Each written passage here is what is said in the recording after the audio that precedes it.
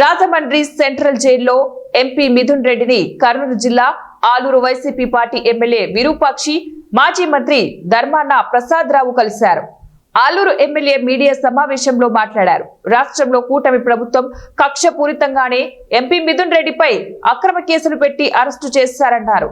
చిత్తూరులో పెద్దిరెడ్డి ఫ్యామిలీని ఎదుర్కోలేక సాక్షాత్తు చంద్రబాబు నాయుడు ఎంపీ మిథున్ రెడ్డి పైన లేనిపోని కేసులు పెట్టి అరెస్టు చేశారని ఆరోపించారు. నాకేం లేదు, ఖచ్చితంగా బెయిల్ వస్తుందనే విధంగా ఈరోజు మన ఎంపీ గారు మాట్లాడారు. ఈరోజు ఈ లోకేష్ కానీ, ఈ పవన్ కళ్యాణ్ కానీ, ఈ చంద్రబాబు నాయుడు గారు వీళ్ళు వచ్చినప్పటి నుంచి కూటమి ప్రభుత్వం ఏర్పడిన రోజు నుంచి వాళ్ళు రెడ్ బుక్ రాజ్యాంగం నడుస్తుంది తప్ప వాళ్ళ పరిపాలన గురించి అసలు లేదు. ఇప్పుడు ఎంతోమంది మహిళల్ని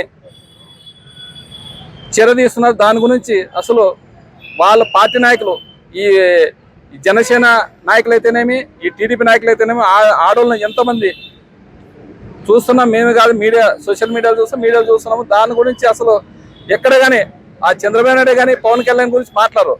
ఓన్లీ వైసీపీ వాళ్ళని ఎలా జైలుకు పంపేలా, వాళ్ళని ఎలా ఇబ్బంది పెట్టాలనేది తప్ప వీళ్ళకి పరిపాలన మీద అసలు లేదు. వీళ్ళకి పరిపాలన విధానం అసలు లేదు. ఎందుకంటే ఈ చంద్రబాబు నాయుడు